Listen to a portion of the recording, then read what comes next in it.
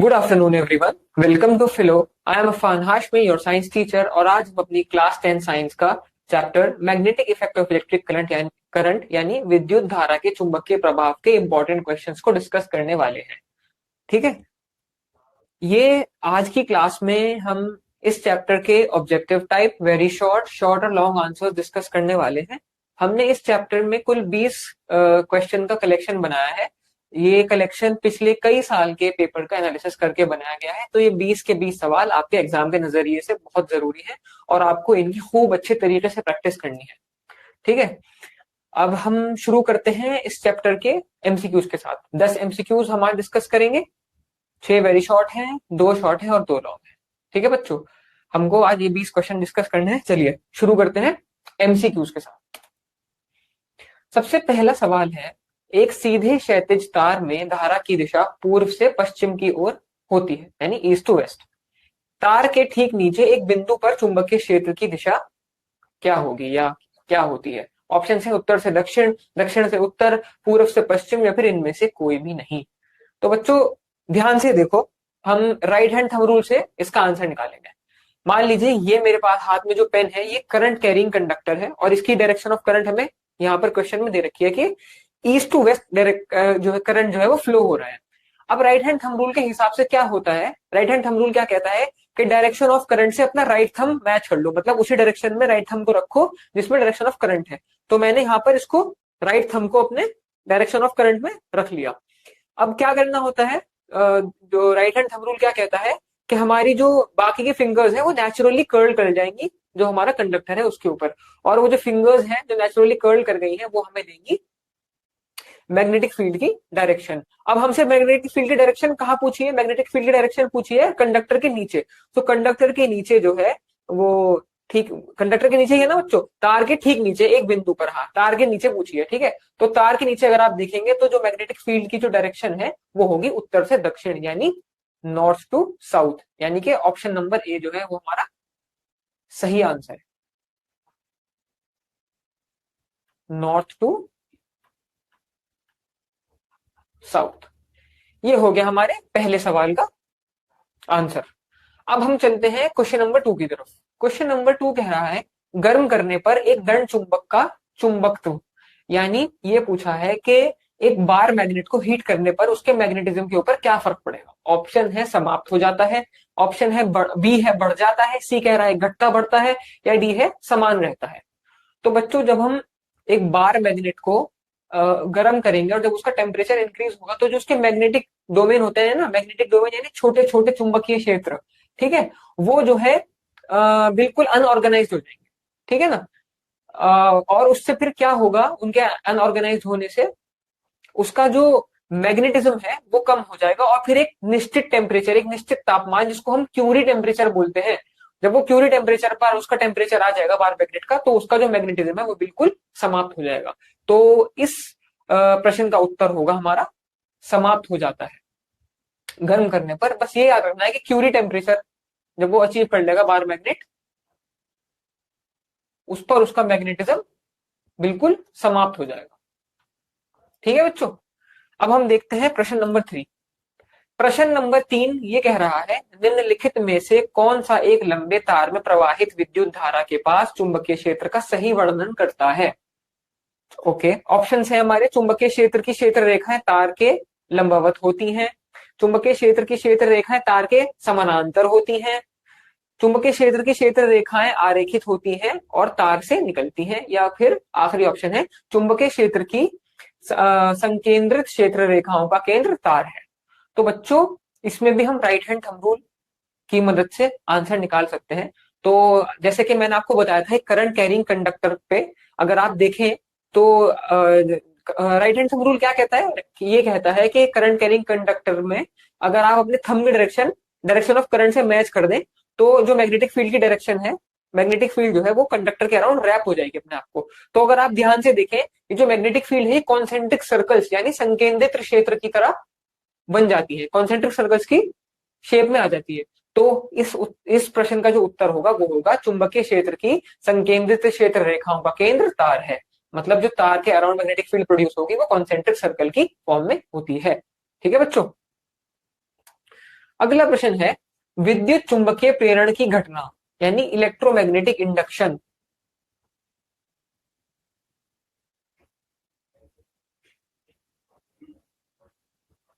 Electromagnetic induction पूछा है, इसके अंदर क्या होता है? यह किसी वस्तु को आवेशित करने की प्रक्रिया है। ऑप्शन बी कह रहा है किसी कुंडली में विद्युत धारा को प्रवाह के कारण चुंबकीय क्षेत्र उत्पन्न होने की प्रक्रिया। ऑप्शन सी हमारा कह रहा है कुंडली और चुंबक के बीच सापेक्ष गति कुंडली में एक प्रेरित धारा उत्पन्न करती है। और ऑप्शन डी हमारा कह रहा है यह विद्युत मोटर की कुंडली को घुमाने की प्रक्रिया है। तो बच्चों इसका जो सही उत्तर है हमारा वो है कुंडली और चुंबक के बीच सापेक्ष गति कुंडली में एक प्रेरित धारा उत्पन्न करती है। ये जो कुंडली है यहाँ पर ये कॉइल की बात कर रहे हैं। कॉइल और मैग्नेट के बीच क्या होता है, ये एक सापेक्ष गति कुंडली में एक जो होता है हमारा जो कॉइल होती है ना, मोशन में जो मोशन कर रही होती है कॉइल, उसके अंदर एक प्रेरित धारा उत्पन्न करती है, उसके अंदर एक करंट को इंड्यूस कर देती है। ये जो हमारी इलेक्ट्रोमैग्नेटिक इंडक्शन होती है। इलेक्ट्रिक मोटर्स में भी यही हम जो वो है फिनोमिना वो यूज करते हैं इलेक्ट्रोमैग्नेटिक इंडक्शन का, ये उसी के प्रिंसिपल पे काम करता है। ठीक है, जो इलेक्ट्रिक मोटर्स होते हैं हमारे। चलिए अगला प्रश्न देखते हैं। एसी जनित्र और डीसी जनित्र के बीच एक मूलभूत अंतर ये है कि, यानी एसी जनरेटर और डीसी जनरेटर के बीच एक डिफरेंस पूछा है एक। ठीक है, एसी जनित्र में विद्युत चुंबक होता है जबकि डीसी जनरेटर में स्थायी चुंबक होता है। ठीक है, यहाँ पूछा है कि एसी जनरेटर में इलेक्ट्रोमैग्नेट होता है जबकि डीसी जनरेटर में परमानेंट मैग्नेट होता है। ठीक है, ऑप्शन बी है डीसी जनरेटर उच्च वोल्टेज उत्पन्न करता है। ऑप्शन सी है एसी जनरेटर उच्च वोल्टेज उत्पन्न करता है। और ऑप्शन डी है एसी जनरेटर में सर्पी वलय होते हैं जबकि डीसी जनरेटर में दिक् परिवर्तक यानी विभक्त वलय होते हैं। तो इसका जो सही उत्तर है बच्चों वो है option number D, AC generator में सर्पी वलय होते हैं। ठीक है बच्चों, सर्पी वलय हमारे होते हैं स्लिप रिंग्स, और जबकि डीसी जनरेटर में दिक् परिवर्तक यानी कम्यूटेटर, उसके अंदर कम्यूटेटर होता है, इसके अंदर होते हैं स्लिप रिंग्स। ये इनका एक मूलभूत अंतर हुआ जनरेटर्स का। छठा प्रश्न हमारा है लघु पतन के समय परिपथ में विद्युत धारा का मान। लघु पतन का मतलब होता है शॉर्ट सर्किट। ये पूछा है शॉर्ट सर्किट के टाइम जो सर्किट के अंदर जो इलेक्ट्रिक करंट है उसका जो मान है, मतलब उसकी जो क्वांटिटी है वो कैसे हो जाती है। ऑप्शन है बहुत कम हो जाती है, ऑप्शन बी है बदलती नहीं, ऑप्शन सी है बहुत बढ़ जाती है, और ऑप्शन डी है लगातार बदलता रहता है। तो बच्चों हम ये बात हम सबको ही मालूम है कि शॉर्ट सर्किट के टाइम जो है सर्किट के अंदर इलेक्ट्रिक करंट बहुत ज्यादा बढ़ जाता है। ठीक है ना। प्रश्न नंबर 7 है विद्युत धारा उत्पन्न करने के लिए प्रयुक्त उपकरण कहलाता है। मतलब इलेक्ट्रिक करंट प्रोड्यूस करने के लिए जो प्रयुक्त उपकरण है यानी इंस्ट्रूमेंट या डिवाइस, उसको हम क्या कहते हैं। ठीक है, तो इसका जो सही उत्तर है बच्चों वो है जनित्र यानी जनरेटर। जनरेटर से हम इलेक्ट्रिक करंट जनरेट कर सकते हैं आराम से। ठीक है बच्चों। प्रश्न 8 हमारा है चुंबकीय क्षेत्र के प्रभाव में विद्युत धारा।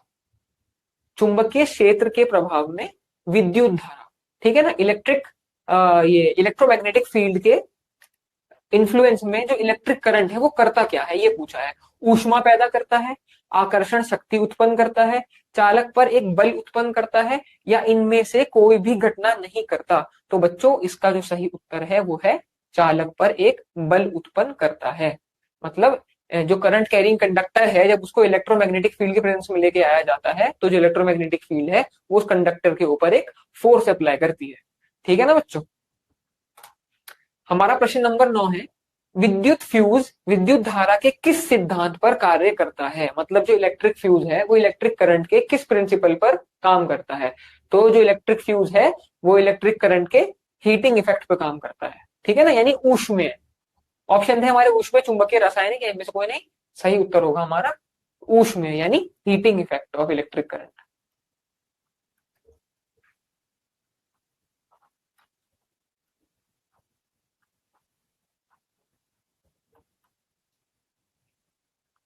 होता क्या है बच्चों, जब जरूरत से ज्यादा धारा यानी एक्सेसिव करंट जब आ जाता है ना किसी तार के अंदर या किसी तार के अंदर ही हम बात कर लेते हैं, तो ये उस धारा की ऊष्मा से जो इलेक्ट्रिक फ्यूज है ये क्या बोलते हैं ये ना पिघल जाता है।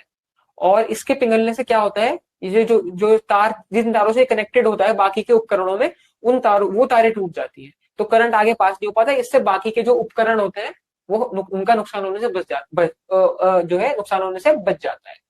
फ्यूज फ्यूज फूक जाता है, आपने घर में बहुत बार सुना होगा कि फ्यूज उड़ गया, ये बहुत ही एक कॉमन सा फ्रेज होता है कि भाई घर का जो फ्यूज है वो फूक गया।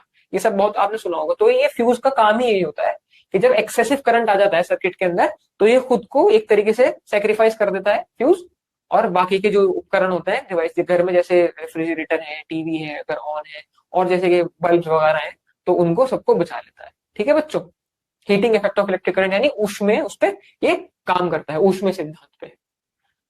चलिए अगला प्रश्न देखते हैं। अगला प्रश्न हमारा है चुंबकीय क्षेत्र का एसआई मात्रक यानी मैग्नेटिक फील्ड का जो एसआई मात्रक है वो क्या होता है। SI unit of magnetic field जो है वो होती है बच्चों टेस्ला। ये हमारी, चलिए यहां पर हम लोगों के एमसीक्यूज कंप्लीट हो जाते हैं। अब हम चलते हैं इस चैप्टर के वेरी शॉर्ट क्वेश्चंस की तरफ। पहला सवाल है, किसी चुंबकीय क्षेत्र में स्थित विद्युत धारावाही चालक पर आरोपित बल कब अधिकतम होता है। ये पूछा है, किसी मैग्नेटिक फील्ड में स्थित करंट कैरिंग कंडक्टर पे जो फोर्स अप्लाई हो रही होती है वो कब सबसे ज्यादा, मैक्स कब होती है वो फोर्स। ठीक है, जब विद्युत धारा की दिशा चुंबकीय क्षेत्र की दिशा के लंबवत होती है यानी परपेंडिकुलर होती है। ठीक है बच्चों, जब विद्युत धारा यानी इलेक्ट्रिक करंट की जो डायरेक्शन है वो मैग्नेटिक फील्ड की डायरेक्शन के परपेंडिकुलर होती है, तब जो है जो फोर्स लग रही होती है एक क्या बोलते हैं करंट कैरिंग कंडक्टर के ऊपर सबसे ज्यादा होती है, जब ये लंबवत यानी परपेंडिकुलर।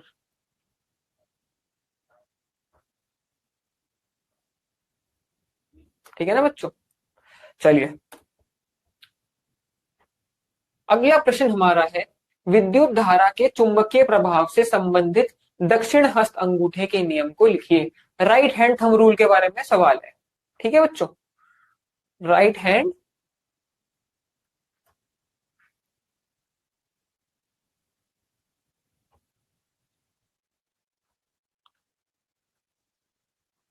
Thumb rule.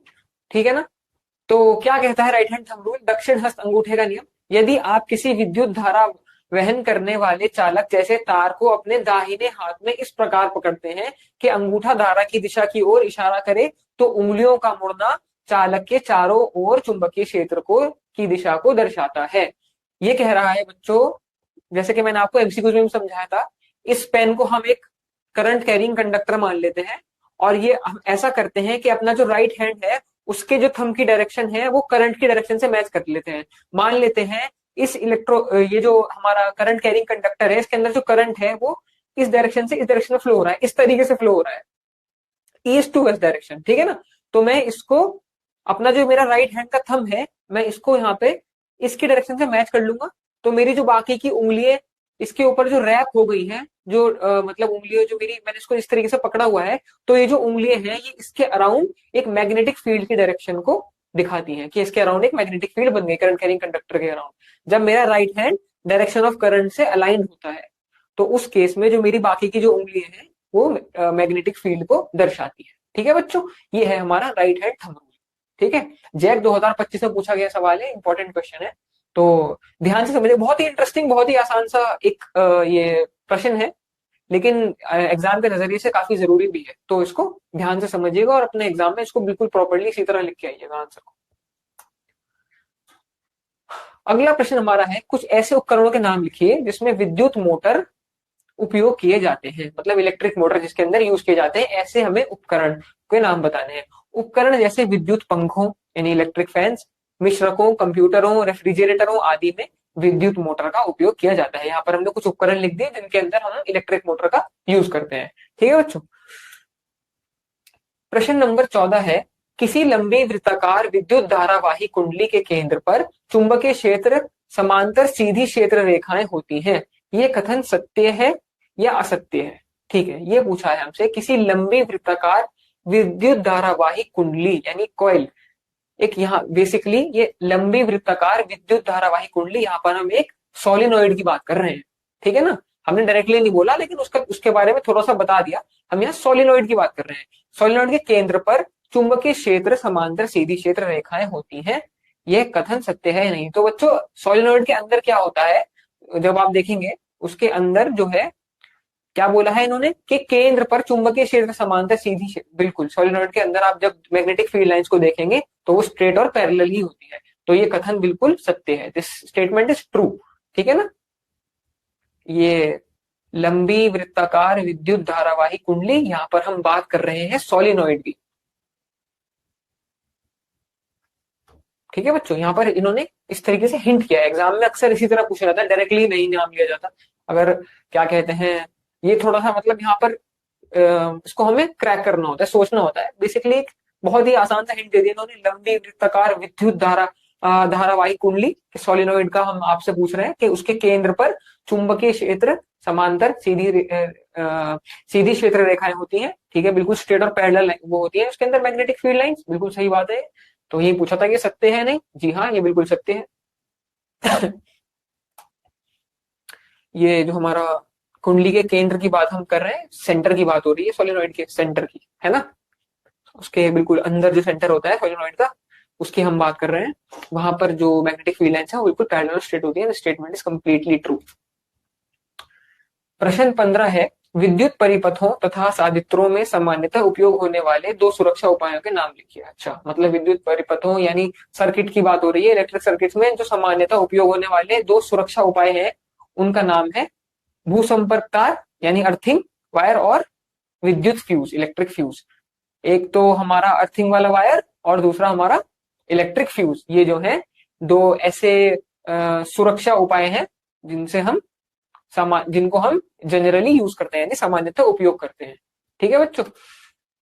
प्रश्न 16 है, किसी विद्युत परिपथ में लघु पतन कब होता है? ठीक है, ये पूछा है कि किसी इलेक्ट्रिक सर्किट में जो शॉर्ट सर्किट है वो कब होता है। देखते हैं कब होता है। जब विद्युत परिपथ में विद्युन्मय तार तथा उदासीन तार यानी लाइव वायर और न्यूट्रल वायर संपर्क में आ जाती है, तो प्रतिरोध के शून्य हो जाने के कारण यानी रेजिस्टेंस के शून्य हो जाने के कारण लघुपतन होता है। लघुपतन के कारण आग लग सकती है और विद्युत परिपथों में लगे उपकरण क्षतिग्रस्त हो सकते हैं यानी खराब हो सकते हैं।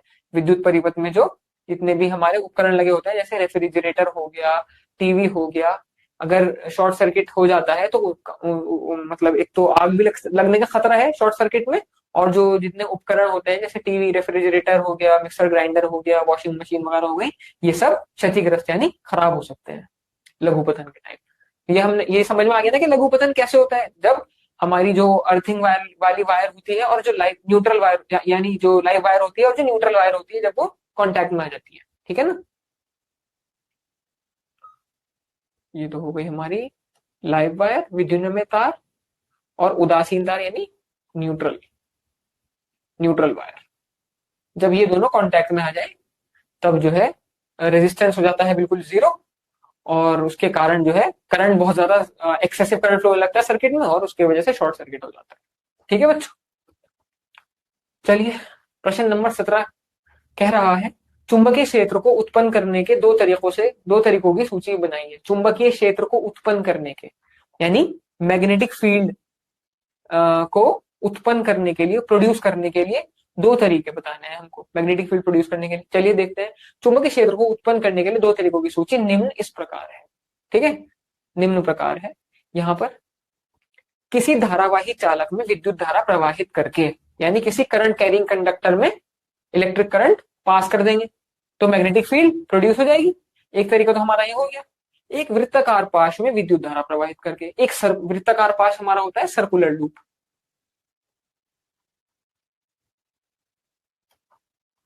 सर्कुलर लूप में भी अगर इलेक्ट्रिक करंट पास कर देंगे तो उसके अंदर भी एक मैग्नेटिक फील्ड प्रोड्यूस हो जाएगी। धारावाहिक चालक यानी करंट कैरिंग कंडक्टर,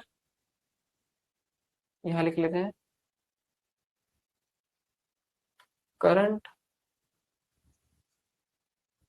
कैरिंग।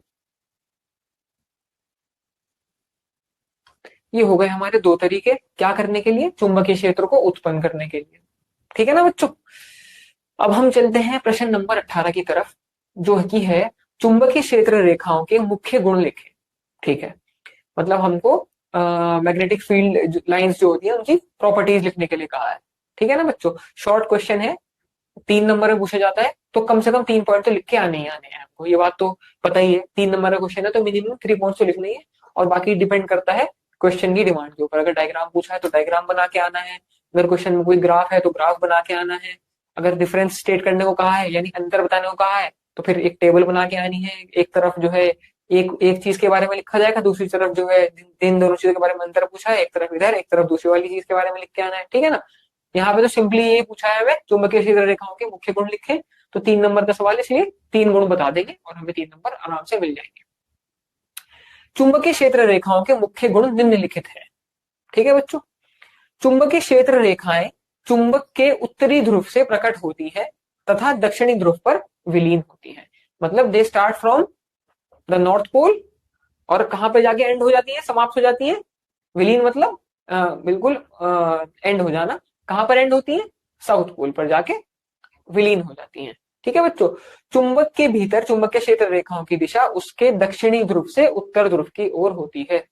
मतलब मैग्नेट के अंदर अगर देखेंगे तो मैग्नेटिक फील्ड लाइंस जो होती हैं उसकी जो डायरेक्शन है वो उसके साउथ पोल से नॉर्थ पोल की ओर होती है। ठीक है बच्चों, ये हो गया हमारा दूसरा गुण। तीसरा है चुंबकीय क्षेत्र रेखाएं बंद वक्र होती हैं। मतलब जो जो ये जो मैग्नेटिक फील्ड लाइंस है they are curved loops, closed curved loops. ठीक है ना बच्चों, यस। ये हमारा शॉर्ट क्वेश्चन था, इसके अंदर हमने दो क्या बोलते हैं अपना दो शॉर्ट क्वेश्चन रखे थे। पहला शॉर्ट क्वेश्चन तो हमारा था कि चुंबकीय क्षेत्र को उत्पन्न करने के 2 तरीकों की सूची बताइए, और दूसरा शॉर्ट क्वेश्चन हमारा था चुंबकीय क्षेत्र रेखाओं के मुख्य गुण लिखे। ठीक है ना बच्चों, अब हम शुरू करते हैं अपने लॉन्ग क्वेश्चन। 5 नंबर का सवाल जो एग्जाम में आता है। ठीक है ना, 5 नंबर के लिए जो पूछा जाता है क्वेश्चन, पहला लॉन्ग क्वेश्चन यानी प्रश्न नंबर 19 हमने रखा है, फ्लेमिंग का वाम हस्त नियम लिखें। यानी फ्लेमिंग का लेफ्ट हैंड रूल बताइए क्या होता है। अभी हम राइट हैंड रूल पढ़ के आए हैं, ये है फ्लेमिंग का लेफ्ट हैंड रूल। चलिए इसको देखते हैं क्या है। इस नियम के अनुसार जब हम अपने बाएं हाथ की तर्जनी, लेफ्ट हैंड की बात कर रहे हैं बच्चों, वो राइट हैंड रूल था, ये लेफ्ट हैंड की बात कर रहे हैं। बाएं हाथ की तर्जनी, मध्यमा तथा अंगूठे को इस प्रकार फैलाते हैं कि तीनों एक दूसरे के परस्पर लंबवत हों, यानी तीनों एक दूसरे के परपेंडिकुलर हों, कुछ इस तरीके से बच्चों। ठीक है, ये देखिए, ये इसके परपेंडिकुलर, ये इसके परपेंडिकुलर, ये इसके परपेंडिकुलर, तीनों एक दूसरे के परपेंडिकुलर है। ठीक है ना, इंडेक्स फिंगर, मिडिल फिंगर और थंब, तीनों यहाँ पर उंगलियों की बात कर रहे हैं। तर्जनी, मध्यमा तथा अंगूठे की बात हो रही है। ठीक है ना, इस प्रकार फैलाते हैं कि तीनों एक दूसरे के परस्पर लंबवत हो।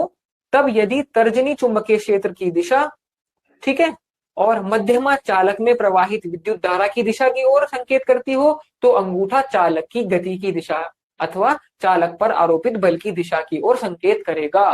ठीक है बच्चों, यानी हमारी जो इंडेक्स फिंगर है वो तो हमें दिखाएगी मैग्नेटिक फील्ड की डायरेक्शन, इलेक्ट्रिक करंट की डायरेक्शन दिखाएगी मध्यमा यानी मिडिल फिंगर, और जो फोर्स इस पर अप्लाई हो, जो फोर्स की जो डायरेक्शन होगी, कंडक्टर पर लगने वाले फोर्स की डायरेक्शन होगी, वो हमें हमारा थंब दिखाएगा। ठीक है बच्चों, ये कहता है फ्लेमिंग का लेफ्ट हैंड रूल। यहाँ पर आप डायग्राम की मदद से भी इसको क्लियरली समझ सकते हैं।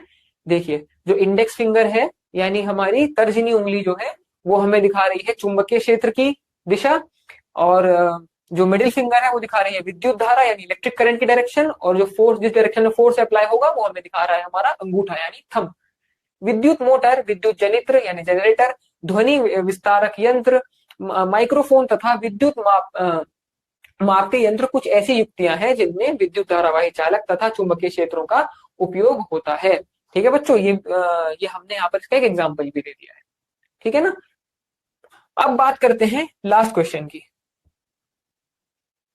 इस चैप्टर का जो लास्ट क्वेश्चन है वो है विद्युत धारा का चुंबकीय प्रभाव क्या है, यानी जो इलेक्ट्रिक करंट है उसका मैग्नेटिक इफेक्ट क्या है, ये पूछा है। What is the magnetic effect of electric current. ऑयस्टर्ड के प्रयोग का वर्णन कीजिए। ऑयस्टर्ड एक्सपेरिमेंट जो है एक बहुत ही क्या बोलते हैं पॉपुलर एक्सपेरिमेंट है, और आप अपनी जब भी चैप्टर पढ़ रहे होते हैं तब भी हम शायद पहला दूसरा ही टॉपिक है वो इस चैप्टर का, जब हम ऑयस्टर्ड एक्सपेरिमेंट जब हम डिस्कस करते हैं, है ना, तो उसके बारे में पूछा है। चलिए देखते हैं क्या है सवाल, क्या है इसका उत्तर। विद्युत धारा का चुंबकीय प्रभाव वह घटना है जिसमें एक विद्युत धारा प्रवाहित होने पर उसके चारों ओर एक चुंबकीय क्षेत्र उत्पन्न होता है।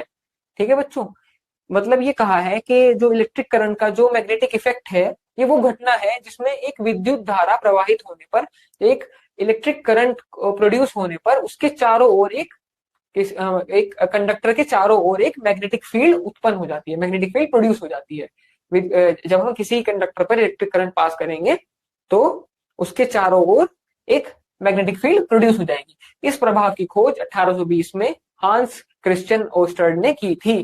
ठीक है, ओस्टर्ड का प्रयोग क्या है अब वो देख लेते हैं। ओस्टर्ड का प्रयोग 1820 में डेनमार्क के वैज्ञानिक हांस क्रिश्चियन ओस्टर्ड ने ये प्रयोग किया, जिसमें उन्होंने ये सिद्ध किया कि एक विद्युत धारा चुंबकीय क्षेत्र उत्पन्न करती है।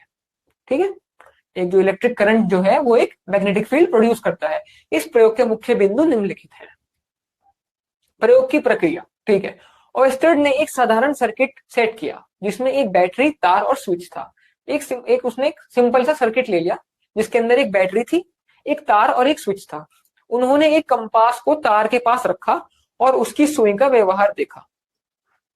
उन्होंने सर्किट के पास, उसी तार के पास एक कंपास को रखा। कंपास होता है ना जो डायरेक्शन बताता है, नॉर्थ ईस्ट वेस्ट साउथ, और फिर उसके बिहेवियर को देखा, व्यवहार को देखा। जब विद्युत धारा प्रवाहित की गई तो कंपास की सुई विचलित हो गई। ठीक है, जब इलेक्ट्रिक करंट चला, उस सर्किट के अंदर पास किया गया, तो जो कंपास की जो सुई है वो विचलित हो गई, मतलब कंपास की सुई जो है वो हिलने लगी, जिससे यह संकेत मिला कि तार के चारों ओर एक चुंबकीय क्षेत्र उत्पन्न हो रहा था। जिससे उनको ये मालूम हुआ कि जो तार था वो उसके चारों तरफ एक मैग्नेटिक फील्ड प्रोड्यूस हो रही थी। जब धारा को बंद किया गया तो सुई अपनी मूल स्थिति में वापस लौट गई। जब उसको बंद किया उन्होंने, इलेक्ट्रिक करंट को पास करना, वहां पर स्विच को बंद किया, तो जो हमारी जो कंपास की जो निडल थी, सुई थी, वो अपनी मूल स्थिति में वापस लौट गई, अपनी जगह पे वापस लौट गई। जिससे यह प्रमाणित हुआ कि चुंबकीय प्रभाव केवल तब होता है जब धारा प्रवाहित होती है। तो जिससे ये बात बिल्कुल सिद्ध हो गई, बिल्कुल मान ली गई। ये पता चल गया कि जो मैग्नेटिक फील्ड है वो तभी प्रोड्यूस होती है जब सर्किट के अंदर एक इलेक्ट्रिक करंट पास किया जाता है। इसका निष्कर्ष ये निकला कि ओस्टर्ड ने ये निष्कर्ष निकाला कि विद्युत धारा एक चुंबकीय क्षेत्र उत्पन्न करती है और ये बिजली और चुंबकत्व के बीच संबंध का पहला स्पष्ट प्रमाण था। उसने ये ओस्टर्ड ने इस बात से ये निष्कर्ष निकाला कि जो विद्युत इलेक्ट्रिक करंट है वो एक मैग्नेटिक फील्ड प्रोड्यूस करता है और ये बिजली यानी इलेक्ट्रिसिटी और चुंबकत्व यानी मैग्नेटिज्म के बीच संबंध का पहला स्पष्ट प्रमाण है। मतलब ये पहला प्रमाण हो गया इलेक्ट्रिसिटी और मैग्नेटिज्म के बीच, उनके बीच रिलेशन साबित करने वाला पहला प्रमाण। ठीक है बच्चों, तो ये था हमारा magnetic effects of electric current chapter के इंपॉर्टेंट क्वेश्चन। 20 के 20 सवाल हमने डिस्कस कर लिए। 20 के 20 सवाल बहुत ज्यादा जरूरी है, जैसा मैंने आपको लेक्चर के स्टार्टिंग में भी बताया था कि एग्जाम के नजरिए से ये सवाल बहुत जरूरी है। हो सकता है कि ये इनमें से भी कोई क्वेश्चन जो हमने आज भी डिस्कस करे हैं आपको एग्जाम में मिल जाए अपने सेम क्वेश्चन बिल्कुल। और बाकी जो कॉन्सेप्ट है वो तो आपका रिवाइज हो ही जाएगा अगर आप इसकी प्रैक्टिस करेंगे। तो अगर कोई और क्वेश्चन भी एग्जाम में पूछा जाता है तो आप उसको भी इजीली अपना सॉल्व कर सकते हैं, अगर आप इसके अच्छे तरीके से इसको समझ के और अपना अच्छे तरीके से सॉल्व कर लेंगे और अपना इनकी प्रैक्टिस कर लेंगे तो दूसरे क्वेश्चन में भी आपको इतनी डिफिकल्टी फेस नहीं करनी पड़ेगी। ठीक है बच्चों, तो अब आज की क्लास में तो इतना ही, आज का लेक्चर तो यहीं तक है और अब हम मिलेंगे अगली क्लास में अपने अगले चैप्टर के साथ। तब तक के लिए आप इस चैप्टर की प्रैक्टिस करिए और अपनी खूब बढ़िया से पढ़ाई करिए। चलिए, थैंक यू।